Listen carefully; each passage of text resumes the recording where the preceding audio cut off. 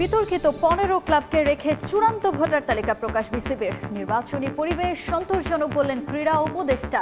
ক্রিকেটারদের পোস্টে সমালোচনা।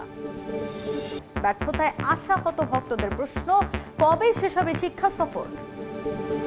তাদের শিক্ষা সফর কখনো শেষ হবে না। এখন যে স্বপ্ন দেখতেছি ভবিষ্যতে আর আমরা স্বপ্ন দেখবো না। জেতা ম্যাচকে এই ব্যাটসম্যানরাই হারাইছে, এটার জবাব দিতে হবে। অনূর্ধ্ব 17 সাফে কাল ভারতের বিপক্ষে মাঠে নামবে বাংলাদেশ। আত্মবিশ্বাসী লাল সবুজ শিরোপা জিতে নিতে চায় গেল আসরের ফাইনালে হারের প্রতিশোধ।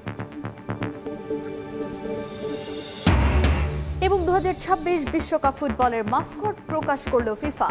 আয়োজক 3 দেশের স্থানীয় সংস্কৃতিকে তুলে ধরতে ভিন্নতা জানালেন সভাপতি ইনফান্তিনো।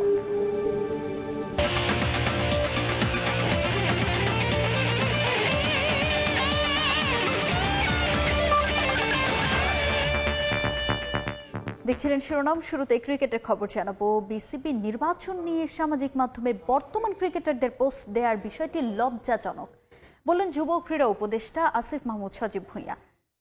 তার মতে চূড়ান্ত তালিকা প্রকাশের মধ্য দিয়ে কাউন্সিলরশিপ নিয়ে সমস্ত জটিলতা কেটে গেছে।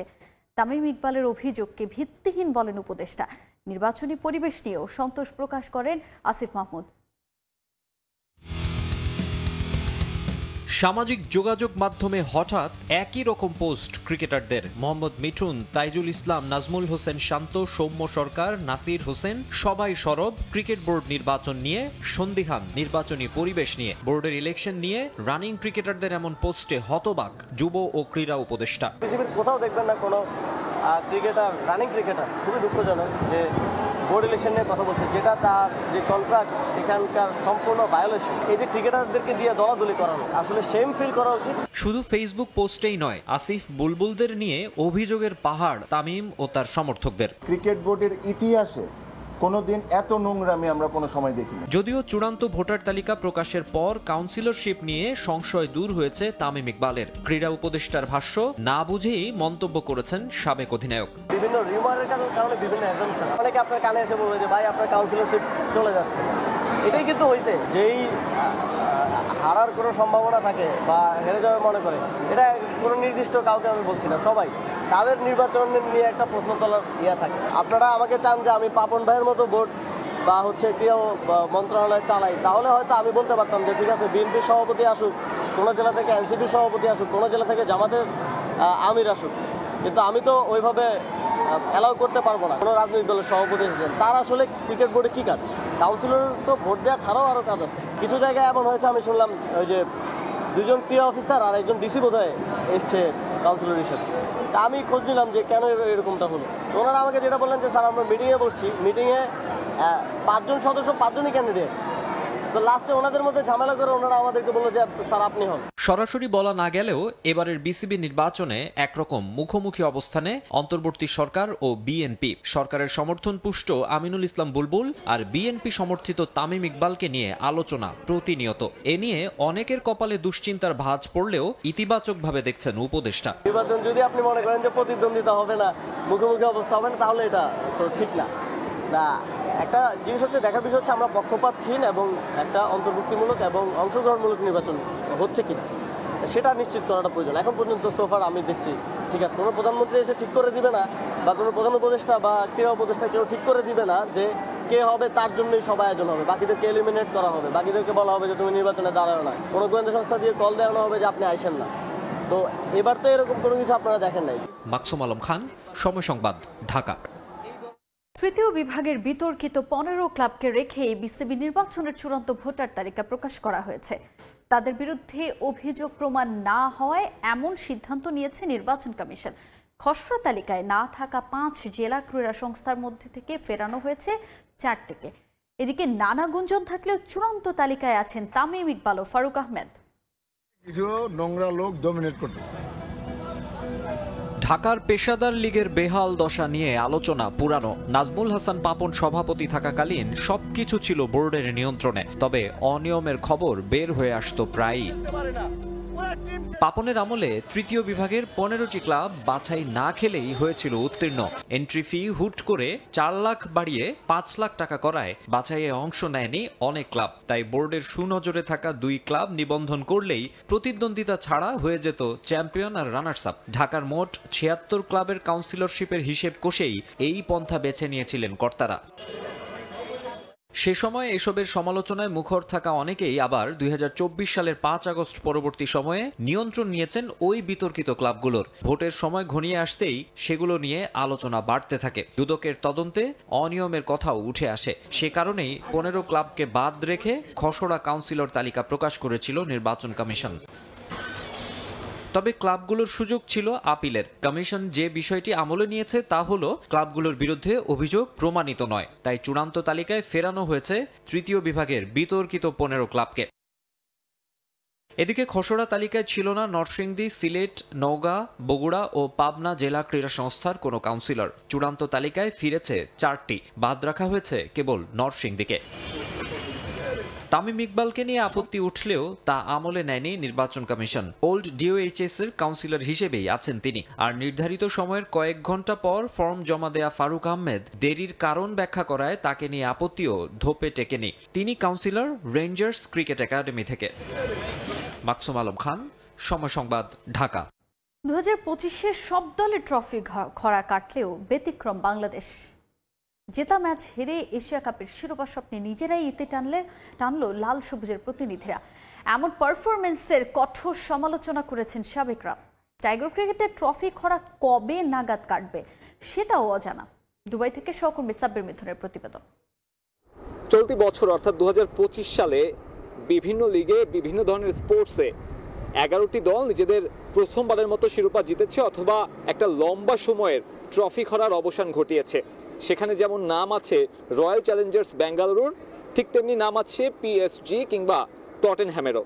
এছাড়াও বাস্কেটবলেও নিজেদের দীর্ঘ ট্রফি খরা শেষ করেছে অনেকগুলো দল। তবে ব্যতিক্রম কেবল বাংলাদেশ, কারণ বাংলাদেশ আসলে চায় কিনা তারা জিততে কিছু, সেই বিষয়ে প্রশ্ন থেকে যায়। বাংলাদেশ দল এমন একটা শুরুর পরে এমন একটা সহজ ম্যাচে যেভাবে হারলো তা আসলে নতুন করে ভাবতে বাধ্য করবে এই দলটার লক্ষ্য বা উদ্দেশ্য সম্পর্কে। পাকিস্তানের মতো দলকে না হারাতে না পারে এটা হতাশার অবশ্যই। তারপরে ব্যাটসম্যানদের রেসপন্সিবিলিটি নেওয়া উচিত ছিল। মাঝখানটায় আমরা ম্যাচটা হেরে গেছি, মিডল অর্ডারে ভালো ব্যাটিং করতে পারি। কন্ডিশনে পরপর 2 দিন খেলাটা অনেক টাফ। তারপরে আমি মনে করি যে সুযোগটা চলে এসেছিল এই সুযোগটা হাতছাড়া হয়ে যাওয়ার, এটা আবার কখন পাবো আমরা ফাইনাল খেলার একটা সুযোগ, এটা অপেক্ষা করতে হবে। বাংলাদেশ দল গ্রুপ পর্বেও খুব ভালো ক্রিকেট খেলতে পারেনি, তবে রান রেটের মার প্যাচে চড়ে সুপার 4-এ যে সম্ভাবনা তৈরি হয়েছিল তা পরপর 2 ম্যাচে হেরে সব খুইয়ে দিয়েছে। এখন এই দুবাইতে অবস্থান করে আফগানিস্তান সিরিজের অপেক্ষা করবে বাংলাদেশ। অনেকগুলি ক্যাচ যে ড্রপ হয়েছে ওই জায়গা থেকে আমরা পিছিয়ে গেছি। তারপরে ওটা এখানে শেষ করাটা, সামনে তো আরো খেলা আছে, সামনে আফগানিস্তান সিরিজ আছে, এখানে মনোনিবেশ করতে হবে। প্রবাসী সমর্থকরা গোটা টুর্নামেন্ট জুড়ে যেভাবে সমর্থন দিয়েছে তাতে এই দলটা ফাইনালে না ওঠা রীতিমতো অপরাধ। এবং এই স্টেডিয়াম চত্বরে পাকিস্তানি সমর্থকরা যেভাবে হাসি ঠাট্টা করেছে বাংলাদেশ দলকে নিয়ে, সেটা একজন গণমাধ্যম কর্মী হিসেবেও আফসোস আর হতাশার। মিডল অর্ডারের ব্যাটিংটার ইনিশিয়ালি আমরা ওপেনাররা যেভাবে ব্যাটিং করেছি এটাই আমরা ম্যাচ হেরে গেছি। এটা অবশ্যই ব্যাড লাগে। এরা এত পরিশ্রম করে এখানে যে খেলা দেখতে এসে রেজাল্টটা না পাওয়ার, একটা সুযোগ এমনভাবে হাতে এসেছিল, সুযোগটা হাতছাড়া, এটা খুবই দুঃখজনক। তবে ওই যে স্বপ্ন দেখে যাবে ক্রিকেট ভক্তরা, স্বপ্ন দেখে যাবে টাইগার ভক্তরাও। তারা আশায় দিন গুনবে পরবর্তী আসরে হয়তো আবারও আশায় বুক বেঁধে মাঠে গিয়ে সমর্থন দিবে প্রিয় দলকে। তবে আরাধ্যের ট্রফিটা কবে নাগাদ আসবে কিংবা প্রতিপক্ষের এই হাসি ঠাট্টা কবে নাগাদ থামবে সে প্রশ্নের উত্তর নেই কারো কাছে। বাংলাদেশ দলের ক্রিকেটাররাও হয়তো জানে না সে প্রশ্নের উত্তর কবে নাগাদ মিলতে পারে। দুবাই আন্তর্জাতিক ক্রিকেট স্টেডিয়াম থেকে সাব্বির মিথুন, সময় সংবাদ। টাইগারদের ব্যর্থতায় এখন আর আক্ষেপে পড়েন না সমর্থকরা, বরং নিয়মিত তীরে এসে তরি ডোবানোর পুরনো গল্পে অভ্যস্ত হয়ে গেছেন তারা।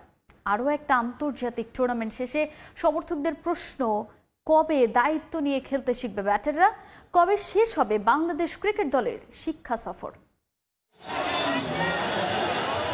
আরও একটা আন্তর্জাতিক মিশন শেষে টাইগার সমর্থকদের জন্য আরও একটা ব্যর্থতার গল্প। তবে এখন আর কোনো টুর্নামেন্ট কিংবা নির্দিষ্ট কোনো ম্যাচ ঘিরে তেমন একটা আক্ষেপ থাকে না সমর্থকদের, কারণ টাইগারদের তীরে এসে তরি ডোবানো বা খুব কম ব্যবধানে ম্যাচ হারা নতুন নয়। এসবে রীতিমতো অভ্যস্ত হয়ে গেছেন সমর্থকরা। 3 বলে যখন 2 রান দরকার তখনও যেহেতু হেরে গেছে, তাহলে আমি বলতে পারি যে এটা অনেক বড় ব্যবধান, এটা অনেক কিছু বাংলাদেশের জন্য যে 136 রান। অন্য আদার্স কোনো কান্ট্রিতে মানুষ এত জানে যে কিভাবে তীরে এসে তরি ডুবাইতে হয়, এটা বাংলাদেশের পক্ষেই সম্ভব।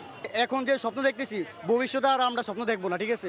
ওনারা থাকুক, আমরা থাকবো। আমরা দরকার হলে নতুন একটা টিম দরকার হলে আমরা বের করে ছাড়বো ইনশাল্লাহ।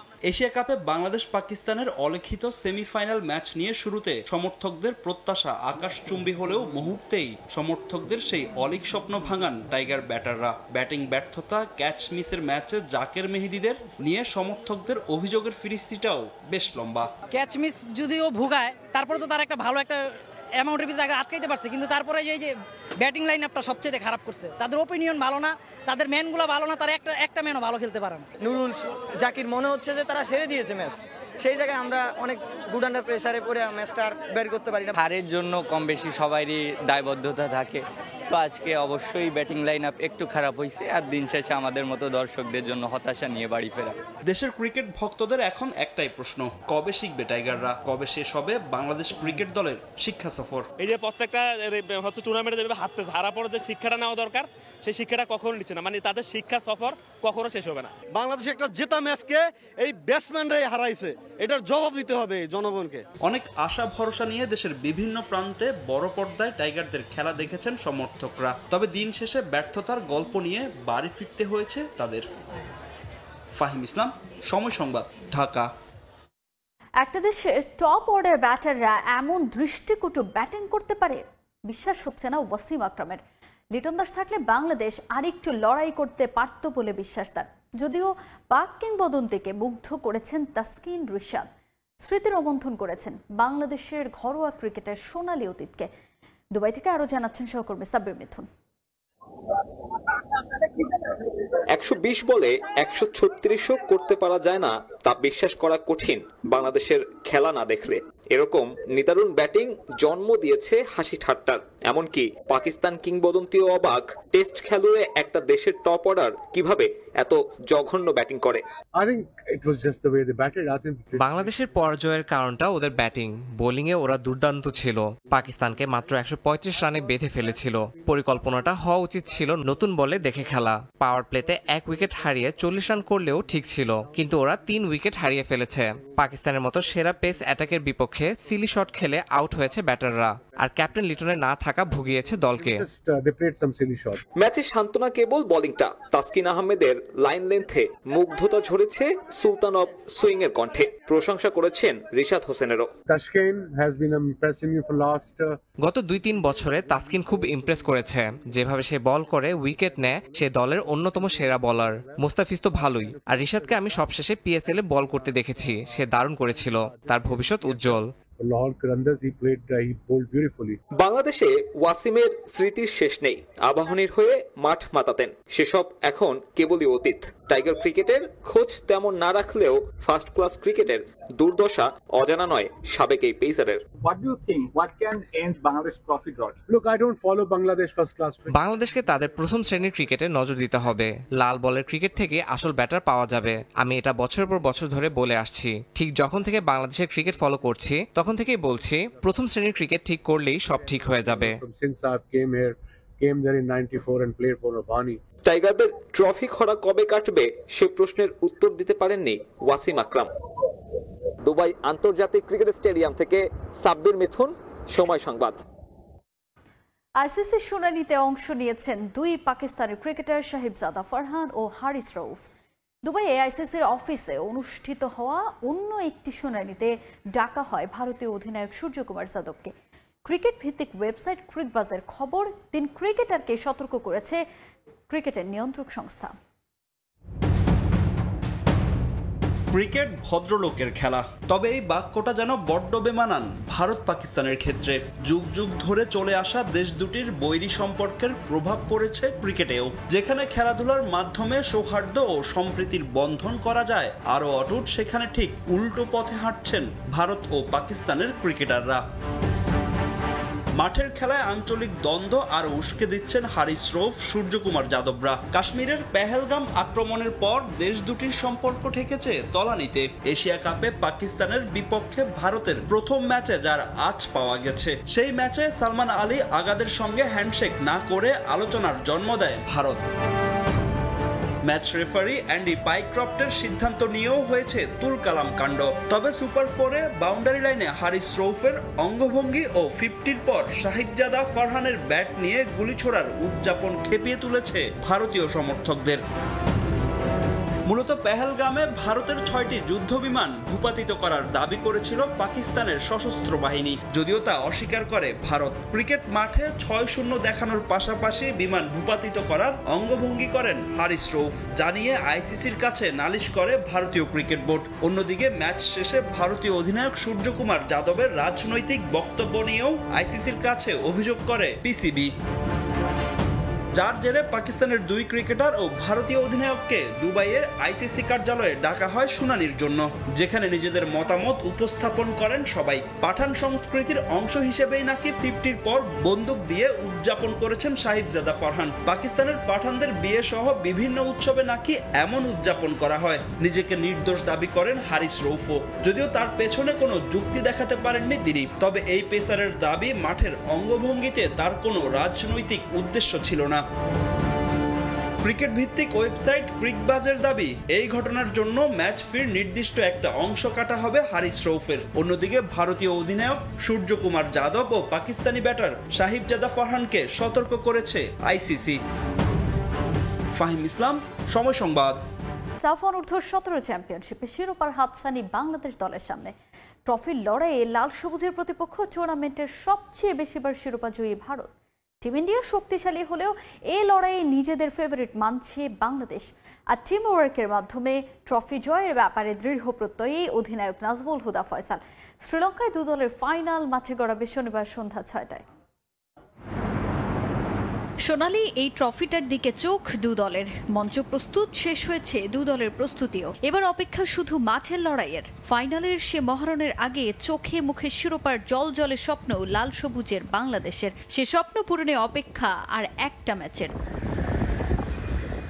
টুর্নামেন্টের শুরু থেকে সবকটি ম্যাচ জিতে রীতিমতো উঠছে বাংলাদেশ দল। দীর্ঘদিনের ক্যাম্প আর কোচের সুনির্দিষ্ট পরিকল্পনার ছাপ ফুটে ওঠে আসরের প্রথম ম্যাচ থেকেই। স্বাগতিক শ্রীলঙ্কা, নেপাল কিংবা পাকিস্তান সবকটি দলকে নাকানি চুবানি খাইয়ে ফাইনালের মঞ্চে নাজমুল হুদা ফয়সালরা। গ্রুপ চ্যাম্পিয়ন হয়ে সেমিফাইনালে উঠে পাকিস্তানকেও দাপটের সঙ্গে হারায় গোলাম রব্বানী ছোটনের দল। সফের এই ক্যাটাগরিতে এখন পর্যন্ত একবারও শিরোপা জিততে পারেনি বাংলাদেশ দল। এবার আসর জুড়ে দুর্দান্ত পারফর্ম করা লাল সবুজ দলের লক্ষ্য একটাই, সাফ অনূর্ধ্ব-17 চ্যাম্পিয়নশিপের সবচেয়ে বেশিবার শিরোপাজয়ী ভারতের মুখোমুখি হবে ছোটনের শিষ্যরা। এবারের আসরেও আধিপত্য ধরে রেখেই খেলে ভারত, তবে টিম ইন্ডিয়াকে ছেড়ে কথা বলবে না বাংলাদেশ।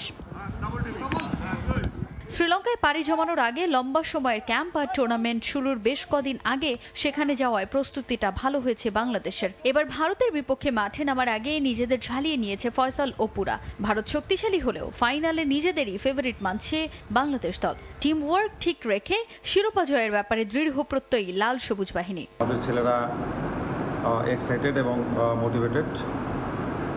তারা ইন্ডিয়ার মতো শক্তিশালী দলের এগেনস্টে খেলার জন্য পুরোপুরিভাবেই প্রস্তুত।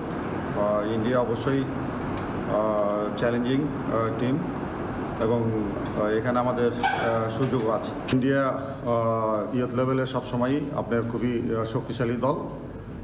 তারা আপনার হলো ফিজিক্যালি খুবই ভালো, তারা ট্রানজিশনে খুবই ভালো এবং তারা কুইক বল সার্কুলেট করে, তারা অ্যাটাকিং দ্রুত গতিতে অ্যাটাক করে। গ্রুপ পর্বের 2টা ম্যাচ এবং সেমিফাইনালে আমরা সবাই ভালো পারফরমেন্স করে আমরা ফাইনালে উত্তীর্ণ হয়েছি। তো বাংলাদেশের সমর্থকদের জন্য আমি একটাই কথা বলবো যে আপনারা যেভাবে আমাদেরকে সাপোর্ট দিয়েছেন এবং এখনও দিচ্ছেন, আপনাদের কাছে আমরা টিম ম্যানেজমেন্ট এবং প্রত্যেক প্লেয়ার কৃতজ্ঞতা প্রকাশ করছি। এবং যেহেতু এখন আমরা ফাইনালে আপনাদের কাছ থেকে আমরা আরও বেশি সাপোর্ট চাই এবং দোয়া চাই। ইনশাল্লাহ আমরা আপনাদের প্রত্যাশা পূরণের মাঠে নামবো। আর ইন্ডিয়া বরাবর মতোই শক্তিশালী দল, তবে আমরা বাংলাদেশের প্রত্যেকটা মানুষের প্রত্যাশা পূরণের জন্য নামবো। সবাই আমাদের জন্য দোয়া করবে। এর আগে এই ক্যাটাগরিতে 6 বার শিরোপা জেতে ভারত, বিপরীতে এখনও শিরোপা অধরা বাংলাদেশের।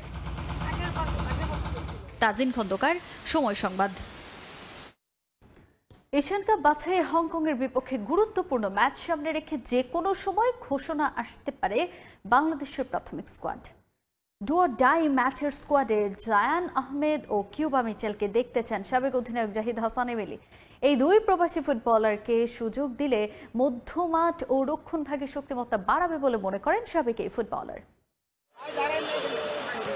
হংকংয়ের বিপক্ষে বাংলাদেশের do or die match. Asian cup বাছাইয়ের গুরুত্বপূর্ণ এই ম্যাচের জন্য 19 সেপ্টেম্বর শুরু হবে জামাল ভুঁইয়াদের প্রস্তুতি ক্যাম্প। এই ম্যাচের জন্য ইতোমধ্যে প্রাথমিক দল ঘোষণা করেছে হংকং। ছুটি কাটিয়ে দেশে ফিরেছেন বাংলাদেশের হেড কোচ হাবিয়ার কাবরেরা। যে কোনো সময় আসতে পারে বাংলাদেশের দল ঘোষণা। তবে এবারের দল ঘোষণার আগে সব আলো কেড়ে নিচ্ছে দুই প্রবাসী ফুটবলার জায়ান আহমেদ ও কিউবা মিচেল। অনূর্ধ্ব 23 দলে লাল সবুজ জার্সি গায়ে দুর্দান্ত পারফরমেন্স করা জায়ানের জাতীয় দলের ক্যাম্পে ডাক পাওয়ার সম্ভাবনা প্রখর। আসন্ন হংকং ম্যাচে জায়ানের অন্তর্ভুক্তি গুরুত্বপূর্ণ ভূমিকা রাখতে পারে বলে মনে করেন সাবেক অধিনায়ক জাহিদ হাসান এমিলি। জায়ানের দলের থাকাটা আমার কাছে মনে হয় যে খুবই গুরুত্বপূর্ণ, কারণ যারা আপনার সাইড উইং ব্যাক খেলছে আর কি, তারা এই মুহূর্তে যারা খেলছে তাদের অপশন হিসেবে আমার মনে হয় যে জায়ান আরো বেটার খেলবে, কারণ তার ফিজিক্যাল স্ট্রেংথ, তার ওভারল্যাপিং, তার সেন্স আমার কাছে বেশ ভালো লেগেছে। এটা আমার মনে হয় যে বাংলাদেশ দলের জন্য বেশ পজিটিভ হবে, বিকজ সাইড ব্যাক খুব ভাইটাল পজিশন। এখান থেকে ওভারল্যাপ করতে হয়, ক্রস করতে হয় এবং অ্যাট দ্য সেম টাইম ডিফেন্ডিংটাও প্রপার করতে হয়। তো আমার কাছে মনে হয় যে জায়ানের দলে থাকাটা খুব ইম্পর্টেন্ট এবং তাকে আমি যতটুকু দেখেছি আমার কাছে মনে হয়েছে যে বেশ ভালো কোয়ালিটি রয়েছে তার ভিতরে। সম্প্রতি অনূর্ধ্ব 23 ফুটবল দলে খেলেছেন কিউবা মিচেল, তবে বসুন্ধরা কিংসের হয়ে ডাগ আউটে থাকতে হয়েছে তাকে। গুঞ্জন রয়েছে এই প্রবাসী ফুটবলারকে এখনই জাতীয় দলের পরিকল্পনায় রাখছেন না কাবরেরা। তবে হামজা চৌধুরীর সঙ্গে কিউবাকে রাখা হলে মধ্যমাঠ আরো শক্তিশালী হবে, এমনটাই মনে করেন সাবেক অধিনায়ক। কিউবা মিচেল বসুন্ধরা কিংসে আসলে রেগুলার না, আমার তার ছোটখাটো ইনজুরি রয়েছে, বাট তাকে কিন্তু লাস্ট ম্যাচগুলিতে দেখা যায়নি। যদি কিউবা মিচেল ফিট হয় এটা দলের জন্য খুবই ভালো হবে, কারণ কিউবা মিচেলের স্ট্রেংথ রয়েছে, তার একটু সময় লাগছে, বাট আমার মনে হয় যে কিউবা মিচেল ভালো অপশন হতে পারে বাংলাদেশ দলের জন্য। এই কারণে, কারণ মিডফিল্ডে কিন্তু হামজার সাথে কোয়ালিটির জায়গা যদি বিবেচনা করেন, সেখানে আমার কাছে মনে হয় যে বাকি যারা রয়েছে তাদের থেকে কিউবা মিচেল ভালোই করবে। 9 অক্টোবর হংকংয়ের বিপক্ষে ঢাকার জাতীয় স্টেডিয়ামে লড়বে জামাল হামজারা। রিফাতুল ইসলাম মিরন, সময় সংবাদ, ঢাকা। খেলার সময় আরো থাকছে। পেশাদার লিগে পেশাদারিত্বের অভাব বাফুফের। নাম বদল করলেও লোগো ছাড়াই শুরু হলো খেলা, ঘোষণা করা হয়নি স্পন্সরের নাম। ওয়ার্ল্ড ক্লাস টেকনোলজি দ্বারা তৈরি এক্সপার্ট ওয়াটার পাম্প, পানির সমস্যায় এক্সপার্ট সমাধান। বাংলাদেশ জিমন্যাস্টিক্স ফেডারেশনের উদ্যোগে জাতীয় ক্রীড়া পরিষদ জিমনেশিয়ামে অনুষ্ঠিত হয়েছে 2 দিন ব্যাপী আন্তঃ স্কুল জিমন্যাস্টিক্স প্রতিযোগিতা 2025, যেখানে অংশ নিয়েছে দেশের বিভিন্ন অঞ্চলের স্কুলের 2 শতাধিক জিমন্যাস্ট। স্কুল শিক্ষার্থীদের পাশাপাশি অংশ নিয়েছেন মাদ্রাসা শিক্ষার্থীরাও। জিমন্যাস্টিক্স ও অন্যান্য ইনডোর গেমস উন্নয়নের জন্য কাজ করার আশ্বাস দিয়েছেন যুব ক্রীড়া উপদেষ্টা আসিফ মাহমুদ সজীব ভুঁইয়া। বাংলাদেশ জিমন্যাস্টিক্স ফেডারেশনের উদ্যোগে জাতীয় ক্রীড়া পরিষদের জিমনেশিয়ামে অনুষ্ঠিত হয়েছে 2 দিনব্যাপী আন্তঃ স্কুল জিমন্যাস্টিক্স প্রতিযোগিতা 2025, যেখানে অংশ নিয়েছেন দেশের বিভিন্ন স্কুলের 2 শতাধিক জিমন্যাস্ট। নতুন প্রজন্মকে জিমন্যাস্টিক্সের প্রতি আগ্রহ বাড়াতেই এমন আয়োজন। সমাপনী অনুষ্ঠানে প্রধান অতিথি হিসেবে উপস্থিত ছিলেন যুব ও ক্রীড়া উপদেষ্টা আসিফ মাহমুদ সজীব ভুঁইয়া। বিজয়ীদের হাতে পুরস্কার তুলে দেন তিনি। অনুষ্ঠানে জিমন্যাস্টিক্স এবং অন্যান্য ইনডোর গেমসের জন্য নতুন ভবনের পরিকল্পনার কথা জানান ক্রীড়া উপদেষ্টা। একটা মাল্টিপারপাস ভবন করার পরিকল্পনা চলছে, এবং সেখানে আমরা জিমন্যাস্টিক্স ফেডারেশন সহ আরও অনেকগুলো ফেডারেশনকে এখানে স্পেস দিতে পারবো এবং ওই ফেসিলিটিসটা আমরা প্রোভাইড করতে পারবো। এটা পরিকল্পনার পর্যায়ে আছে, জানেন আপনারা যে এই ভবনগুলো অনেক পুরাতন হয়ে গেছে এবং ঝুঁকি আছে, সুতরাং আমরা নতুন করে একটা মাল্টিপারপাস ভবন এখানে করতে চাই যাতে করে আমরা আরও বেশি অ্যাকোমোডেট করতে পারি। দেশীয়দের পাশাপাশি প্রতিযোগিতায় অংশ নিয়েছেন রাজধানীর বিভিন্ন স্কুলে পড়ুয়া বিদেশি জিমন্যাস্ট। এই প্রতিযোগিতায় অংশ নিতে পেরে উচ্ছ্বসিত তারা। এখান থেকে জাতীয় ও আন্তর্জাতিক পর্যায়ে খেলার স্বপ্ন দেখছেন উদীয়মানরা। আমি বাংলাদেশের জন্য কিছু করব, অবশ্যই ইচ্ছা আছে যে আমি ন্যাশনাল টিম হয়ে বাংলাদেশের হয়ে খেলবো। ছোটখাটো গেমের মাধ্যমে মোটিভেট হই। এখন আমরা ছোট গেমেরই আস্তে আস্তে আমরা ধাপে ধাপে উঠতে এসে গেমস পর্যন্ত যাবো। শুরু আর কি বলতে গেলে একটা ন্যাশনালের বা কম্বিনেশন শুরু করে আন্তঃ স্কুল, যেটা প্রতি বছর হওয়া দরকার এবং খুবই গুরুত্বপূর্ণ। ক্লাস 4-এ পড়ি, তখন থেকে এই জায়গা থেকে আমার খেলাধুলা শুরু হয়েছে। আন্তঃজেলা জিমন্যাস্টিক প্রতিযোগিতায় ব্যাপক সাড়া পাওয়ায় এর ধারাবাহিকতা বজায় রাখার আশ্বাস বাংলাদেশ জিমন্যাস্টিক্স ফেডারেশনের। খুবই সাড়া পাচ্ছি। এই বছর সবচেয়ে বেশি স্কুল অংশগ্রহণ করেছে। একটা ইভেন্টের শেষে পরে আর কথা হয় না, আবার এক বছর পরে আমরা ওইটাই যাব না। আমরা আমাদের ন্যাশনাল যারা সিনিয়র প্লেয়ার আছে, যারা অর্গানাইজার আছে, তাদের সাথে যোগাযোগ করে তারপরে এই কন্টিনিউ ট্রেনিংগুলো করিয়ে যাব। আন্তঃ স্কুল জিমন্যাস্টিক প্রতিযোগিতায় অংশগ্রহণ করেছেন মাদ্রাসার শিক্ষার্থীরাও। রিফাতুল ইসলাম মিরন, সময় সংবাদ, ঢাকা। 2026 বিশ্বকাপ ফুটবলের মাস্কট প্রকাশ করেছে ফিফা। যুক্তরাষ্ট্র, কানাডা, মেক্সিকো এই 3 দেশে আগামী বছরের জুন জুলাইয়ে হবে 23তম ফুটবল বিশ্বকাপ। বিশ্ব ফুটবলের জমকালো এই টুর্নামেন্টের জন্য ফিফা নিজেদের ওয়েবসাইটে 3টি রঙিন মাস্কটের ছবি প্রকাশ করেছে। ম্যাপল, জায়ু, ক্লাচ এই 3টি মাস্কট থাকবে 2026 ফুটবল বিশ্বকাপে। আয়োজক 3 দেশের স্থানীয় সংস্কৃতিকে তুলে ধরতেই এ ধরনের রঙিন মাস্কট করা হয়েছে বলে জানিয়েছেন ফিফা সভাপতি জিয়ান্নি ইনফান্তিনো। 2026 বিশ্বকাপের জন্য প্রস্তুত হচ্ছে যুক্তরাষ্ট্র, কানাডা ও মেক্সিকো। সফল আয়োজনে বিশ্বকে চমকে দিতে চেষ্টার কোনো কমতি রাখতে চান না মার্কিন প্রেসিডেন্ট ডোনাল্ড ট্রাম্প। কাতার বিশ্বকাপের আগে স্বাগতিক দেশকে নানা সমালোচনার মুখে পড়তে হলেও এখনো বড় কোনো বিড়ম্বনায় পড়তে হয়নি 3 আয়োজক যুক্তরাষ্ট্র, কানাডা ও মেক্সিকোকে। 2026 বিশ্বকাপ ফুটবল শুরু হতে 9 মাসের মতো বাকি থাকলেও এরই মধ্যে টিকিট নিয়ে পড়ে গেছে হুড়োহুড়ি। এবার the greatest show on earth সামনে রেখে 3টি রঙিন মাস্কট প্রকাশ করেছে ফিফা। মাস্কটে প্রাধান্য পেয়েছে আয়োজক 3 দেশের ঐতিহ্য ও সংস্কৃতি। ম্যাপল, জায়ু ও ক্লাচ এই 3টি মাস্কট থাকবে 2026 ফুটবল বিশ্বকাপে। কানাডার প্রতিনিধিত্ব করছে ম্যাপল। কানাডার জাতীয় পতাকার প্রতীক হিসেবে যে ম্যাপল পাতা রয়েছে সেখান থেকে মূলত ম্যাপলকে মাস্কট হিসেবে ধরে নেয়া। মাঠে ম্যাপলকে অদম্য প্রহরীর মতো গোলরক্ষক হিসেবে বিবেচনা করা হয়েছে। কাজ করবেন অতন্দ্র প্রহরীর মতো, যিনি মাঠে দারুণ গোলকিপিং এর মাধ্যমে দলকে বাঁচাবেন। মাঠের বাইরে তিনি নগর সংস্কৃতি ও গানের খুব ভক্ত। মেক্সিকোর প্রতিনিধিত্ব করবে জায়ু। মেক্সিকোর জঙ্গলে থাকা জাগুয়ারকে এখানে প্রতীক হিসেবে ধরা হচ্ছে। মাঠে জায়ু অপ্রতিরোধ্য স্ট্রাইকার। মাঠের বাইরে সে মেক্সিকোর রান্না, নৃত্য ও ঐতিহ্যের প্রতিনিধিত্ব করে। ক্লাচ প্রতিনিধিত্ব করছে যুক্তরাষ্ট্রের। এখানে প্রতীক হিসেবে ধরা হয়েছে ঈগলকে। মাঠে মিডফিল্ডার যেমন দলের মধ্যে বন্ধন তৈরি করেন, ক্লাচ এখানে প্রতীকী মিডফিল্ডার হিসেবে কাজ করবে। মাস্কট নিয়ে উচ্ছ্বসিত ফিফা সভাপতি জিয়ান্নি ইনফ্যান্তিনো। মাস্কট 3টি দুর্দান্ত হয়েছে। আমরা ম্যাচে দর্শকদের আনন্দদায়ক পরিবেশ উপভোগের ব্যবস্থা করছি। 3 মাস্কট উত্তর আমেরিকা ও পুরো বিশ্বের সবার হৃদয় জয় করবে। আমি এরই মধ্যে শিশুদের পোশাক, ফুটবল কিংবদন্তিদের পোশাকে মাস্কট আঁকার কাজ শুরু করেছি। ম্যাপল, জায়ু, ক্লাচ হচ্ছে জয়, শক্তি ও একত্রে থাকার প্রতীক। 2022 সালে কাতার বিশ্বকাপে অংশ নিয়েছিল 32টি দল। আগামী বিশ্বকাপে সংখ্যাটা বেড়ে হয়েছে 48। ইনফ্যান্টিনোর মতে দলের সংখ্যা বাড়ায় 23তম ফুটবল বিশ্বকাপ অনেক জমজমাট হবে। দল সংখ্যা বাড়ায় বিশ্বকাপ দর্শকদের জন্য রোমাঞ্চ ও উন্মাদনার হবে বলেও আশা ইনফ্যান্টিনোর। পারভিন আক্তার, সময় সংবাদ। বাংলাদেশ তাইকোয়ান্ডো অ্যাসোসিয়েশনের আয়োজনে অনুষ্ঠিত হয়েছে youth open taekwondo championship 2025। Tejgaon ABF Shaheen হলে প্রতিযোগিতার উদ্বোধন করেন সহকারী বিমান বাহিনী প্রধান প্রশাসন air vice marshal Rushaddin Asad. এ সময় অন্যান্যের মধ্যে উপস্থিত ছিলেন বাংলাদেশে তাইকোয়ান্ডো অ্যাসোসিয়েশনের সভাপতি মাহমুদুল ইসলাম রানা। দিনব্যাপী প্রতিযোগিতায় দেশের 10টি জেলা থেকে অংশ নেয় 25টি ক্লাব। বিভিন্ন স্কুল, কলেজ থেকে 350 জন পুরুষ খেলোয়াড়ের পাশাপাশি ছিলেন ও 150 জন নারী খেলোয়াড়রাও।